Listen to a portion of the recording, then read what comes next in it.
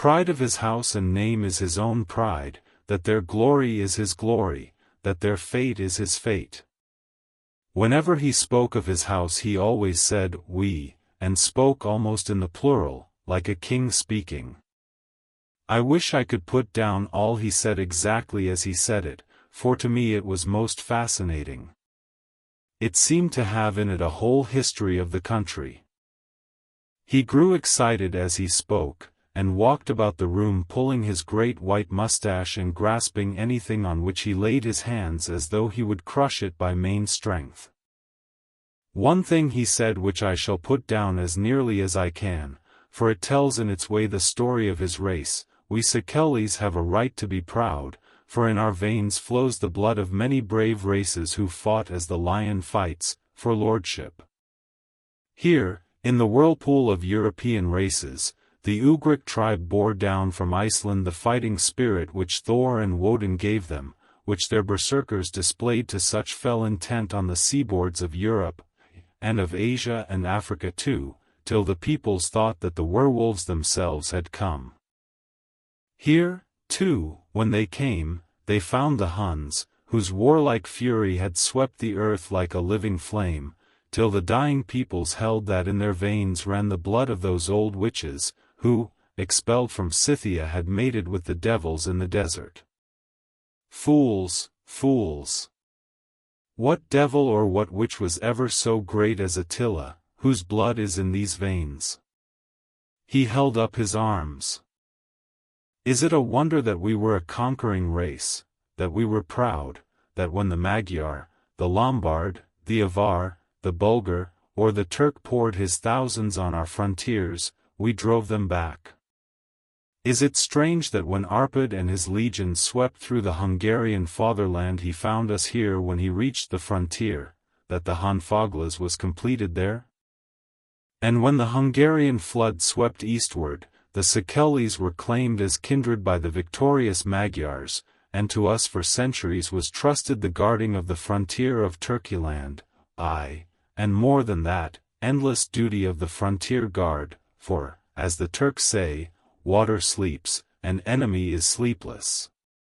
Who more gladly than we throughout the four nations received the bloody sword, or at its warlike call flocked quicker to the standard of the king? When was redeemed that great shame of my nation, the shame of Kosovo, when the flags of the Wallach and the Magyar went down beneath the crescent? Who was it but one of my own race who as voivode crossed the Danube and beat the Turk on his own ground? This was a Dracula indeed. Woe was it that his own unworthy brother, when he had fallen, sold his people to the Turk and brought the shame of slavery on them. Was it not this Dracula, indeed, who inspired that other of his race who in a later age again and again brought his forces over the great river into Turkeyland, who, when he was beaten back, came again, and again, and again, though he had to come alone from the bloody field where his troops were being slaughtered, since he knew that he alone could ultimately triumph? They said that he thought only of himself. Bah! What good are peasants without a leader? Where ends the war without a brain and heart to conduct it? Again, when, after the Battle of Mohacs, we threw off the Hungarian yoke, we of the Dracula blood were amongst their leaders, for our spirit would not brook that we were not free. Ah, young sir, the Sekelys and the Dracula as their heart's blood, their brains, and their swords can boast a record that mushroom growths like the Habsburgs and the Romanovs can never reach. The warlike days are over. Blood is too precious a thing in these days of dishonorable peace, and the glories of the great races are as a tale that is told. It was by this time close on morning, and we went to bed. This diary seems horribly like the beginning of the Arabian Nights, for everything has to break off at cockcrow or like the ghost of Hamlet's father. May 12th. Let me begin with facts bare, meager facts, verified by books and figures, and of which there can be no doubt. I must not confuse them with experiences which will have to rest on my own observation, or my memory of them. Last evening when the Count came from his room he began by asking me questions on legal matters and on the doing of certain kinds of business. I had spent the day wearily over books, and, simply to keep my mind occupied, went over some of the matters I had been examining at Lincoln's Inn. There was a certain method in the Count's inquiries, so I shall try to put them down in sequence. The knowledge may somehow or sometime be useful to me. First, he asked if a man in England might have 2 solicitors or more. I told him he might have a dozen if he wished, but that it would not be wise to have more than 1 solicitor engaged in one transaction, as only one could act at a time, and that to change would be certain to militate against his interest. He seemed thoroughly to understand, and went on to ask if there would be any practical difficulty in having one man to attend, say, to banking, and another to look after shipping, in case local help were needed in a place far from the home of the banking solicitor. I asked him to explain more fully, so that I might not by any chance mislead him, so he said, I shall illustrate. Your friend and mine, Mr. Peter Hawkins, from under the shadow of your beautiful cathedral at Exeter, which is far from London, buys for me through your good self my place at London. Good. Now here let me say frankly, lest you should think it strange that I have sought the services of one so far off from London instead of some one resident there, that my motive was that no local interest might be served save my wish only, and as one of London residents might, perhaps, have some purpose of himself or friend to serve, I went thus afield to seek my agent, whose labors should be only to my interest.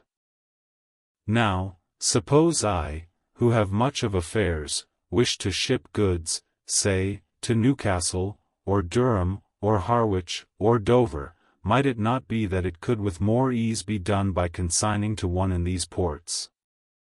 I answered that certainly it would be most easy, but that we solicitors had a system of agency one for the other, so that local work could be done locally on instruction from any solicitor, so that the client, simply placing himself in the hands of one man, could have his wishes carried out by him without further trouble. But, said he, I could be at liberty to direct myself. Is it not so? Of course, I replied, and such is often done by men of business, who do not like the whole of their affairs to be known by any one person. Good, he said, and then went on to ask about the means of making consignments and the forms to be gone through, and of all sorts of difficulties which might arise, but by forethought could be guarded against. I explained all these things to him to the best of my ability, and he certainly left me under the impression that he would have made a wonderful solicitor, for there was nothing that he did not think of or foresee. For a man who was never in the country, and who did not evidently do much in the way of business, his knowledge and acumen were wonderful. When he had satisfied himself on these points of which he had spoken, and I had verified all as well as I could by the books available, he suddenly stood up and said, Have you written since your first letter to our friend Mr. Peter Hawkins, or to any other? It was with some bitterness in my heart that I answered that I had not, that as yet I had not seen any opportunity of sending letters to anybody. Then right now, my young friend, he said, laying a heavy hand on my shoulder, write to our friend and to any other, and say, if it will please you, that you shall stay with me until a month from now. Do you?